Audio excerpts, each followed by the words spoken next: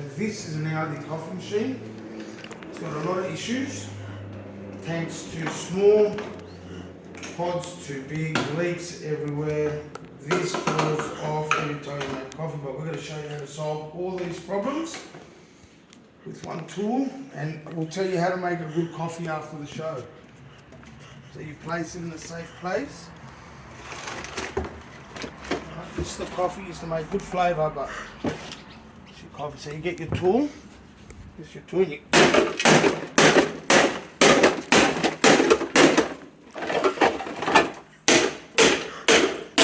it doesn't even break the motherfucker.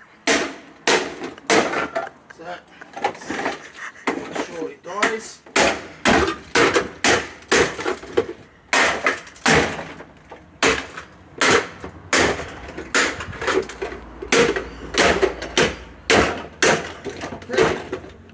One final hit. Then what you do is you grab it in